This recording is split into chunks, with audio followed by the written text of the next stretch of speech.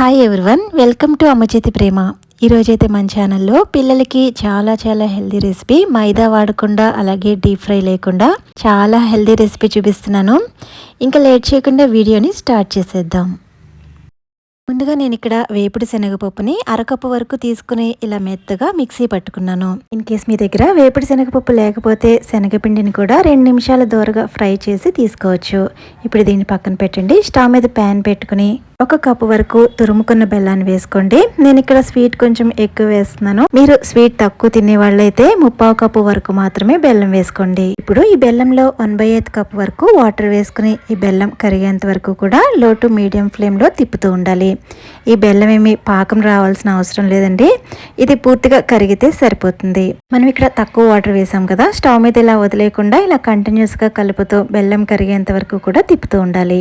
చూడండి, బెల్లం పూర్తిగా కరిగిపోయింది కదా. ఇప్పుడు స్టవ్ ఆఫ్ చేసేసి దీన్ని బాగా చల్లారనిచ్చి ఇది వడగట్టుకుని రెడీగా పక్కన పెట్టి ఉంచండి. ఇప్పుడు వేరొక ప్యాన్ తీసుకుని దీనిలోకి 1 టేబుల్ స్పూన్ వరకు నెయ్యి వేసుకోవాలి. ఈ నెయ్యి అనేది పూర్తిగా స్ప్రెడ్ చేయండి. ప్యాన్ మొత్తం కూడా నెయ్యి పూర్తిగా అంటేటట్లు స్ప్రెడ్ చేసుకున్న తర్వాత 1 కప్పు వరకు తురుముకున్న పచ్చి కొబ్బరిని తీసుకోవాలి.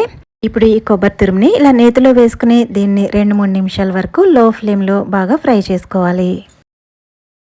కొబ్బరిని ఎప్పుడూ కూడా ఎక్కువసేపు వేపించకూడదండి.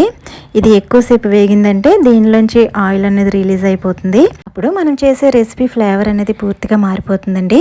ఇలా 2-3 నిమిషాలు దోరగా వేపితే సరిపోతుంది. ఇలా వేపించిన తర్వాత మనం ముందుగా గ్రైండ్ చేసి పెట్టుకున్న వేపుడు శనగపప్పు పొడి ఉంది కదా, అది ఇప్పుడు ఇందులో వేసుకోవాలి. దీన్ని కూడా 2-3 నిమిషాల పాటు లో ఫ్లేమ్లో ఎక్కడ మాడిపోకుండా కంటిన్యూస్గా తిప్పుతూ ఇలా వేపించుకోవాలి. ఇలా ఈ పిండి కూడా చక్కగా వేగిన తర్వాత మనం ముందుగా తయారు చేసి పెట్టుకున్న బెల్లం సిరప్ ఉంది కదా, అది వడగట్టుకుని దీంట్లో వేసుకోవాలి. ఇప్పుడు ఫ్లేమ్ని లో టు మీడియంలో పెట్టుకుని ఇలా కంటిన్యూస్గా తిప్పుతూ ఉండాలండి. ఈ బెల్లం సిరప్లో మనం వేసిన కొబ్బరి కొంతసేపు ఉడికేంత వరకు కూడా ఇలా కంటిన్యూస్గా తిప్పుతూ ఉండాలి. మనం వేసిన కొబ్బరి ఇందులో చక్కగా ఉడికి ఇది కొంచెం దగ్గర పడుతూ ఉంటుంది. ఇప్పుడు ఈ స్టేజ్లో 1 అర స్పూన్ వరకు ఇలాచీ పౌడర్ వేసుకోవాలి. ఇదంతా కూడా బాగా కలుపుకున్న తర్వాత చూడండి, కన్సిస్టెన్సీ అనేది ఉండగా కొంచెం దగ్గర పడుతూ ఉంటుంది. ఈ విధంగా ఉన్నప్పుడు ఈ కన్సిస్టెన్సీలో ఇంకా స్టవ్ ఆఫ్ చేసుకుని దీన్ని పూర్తిగా చల్లారి పెట్టుకోవాలి. నేను ఇక్కడ పూర్తిగా చల్లారిన తర్వాత చూపిస్తున్నాను. ఇది బాగా దగ్గర పడిపోతుందండి చల్లారి కొద్దీ. ఇది కొంచెం చల్లారిన తర్వాత మన చేతికి ఆయిల్ కానీ నెయ్యి కానీ గ్రీస్ చేసుకుని ఇక్కడ చూపిస్తున్న సైజులో చిన్న ఉండల కింద తయారు చేసుకోవాలి. ఇక్కడ ఈ బాల్ సైజ్ అన్నవి ఇక్కడ చూపిస్తున్నట్లు ఈ సైజులోనే చేసుకోవాలండి. అన్నీ కూడా ఒకటే సైజు వచ్చేటట్లు చూడండి, ఈ విధంగా ఈ సైజులో వచ్చేటట్లు చేసుకోవాలి. నేను ఇక్కడ అన్నీ చేసి చూపిస్తున్నాను. నేను తీసుకున్న అరకప్పు పప్పుకి 16 బాల్స్ అయితే వచ్చినాయండి. ఇప్పుడు దీన్ని పక్కన పెట్టుకుని ఒక బౌల్లో అరకప్పు వరకు ఇడ్లీ పిండి వేసుకోవాలండి. మనం ఇంట్లో ఇడ్లీ పిండి తయారు చేసుకుంటాం కదా, ఆ పిండే తీసుకోవాలి. ఇప్పుడు దీనిలోకి 2.5 టేబుల్ స్పూన్ల వరకు వరిపిండి వేసుకోవాలి. దీనిలోకి 1 టేబుల్ స్పూన్ వరకు పంచదార వేసుకోవాలి.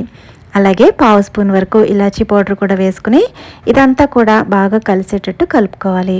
ఇక్కడ కన్సిస్టెన్సీ కొంచెం గట్టిగా ఉందని 2-3 టేబుల్ స్పూన్ల వరకు వాటర్ యాడ్ చేశాను నేను. చూడండి, ఇలా వాటర్ యాడ్ చేసిన తర్వాత కన్సిస్టెన్సీ అనేది ఈ విధంగా ఉండాలి. ఇప్పుడు ఇక్కడ చూపిస్తున్నట్టు అప్పం ప్యాన్ని ఇలా స్టవ్ మీద పెట్టుకుని ఆయిల్ కానీ నెయ్యి కానీ మొత్తం అంతా అంటుకునేటట్లు గ్రీస్ చేసుకోవాలి. ఇప్పుడు ఇక్కడ చూపిస్తున్నట్టు నెయ్యిని కానీ ఆయిల్ని కానీ ఇలా ఒక్కొక్క డ్రాప్ పడేటట్లు వేసుకోవాలి. ఇప్పుడు మనం తయారు చేసుకున్న బాల్స్ ఉన్నాయి కదా, అవి ఇలా ఇడ్లీ బ్యాటర్లో వేసుకుని ఇక్కడ చుట్టూరు కూడా బ్యాటర్ పూర్తిగా అంటేటట్లు చేసుకోవాలండి. ఎక్కడ కూడా గ్యాప్ లేకుండా ఇలా బ్యాటర్ పూర్తిగా పట్టుకున్న తర్వాత ఇలా ఒక్కొక్కటిగా తీసుకుని ఇక్కడ చూపిస్తున్నట్లు వేసుకోవాలి.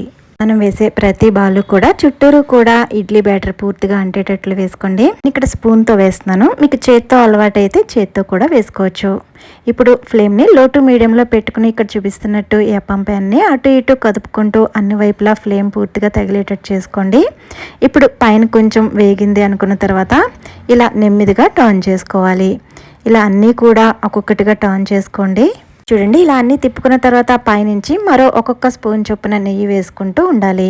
ఇప్పుడు ప్యాన్ని మళ్ళీ అటు ఇటు తిప్పుకుంటూ ఇవి మంచి గోల్డెన్ బ్రౌన్ కలర్ వచ్చేంత వరకు కూడా ఇలా టర్న్ చేసుకుంటూ అన్నీ వేపించుకోవాలి.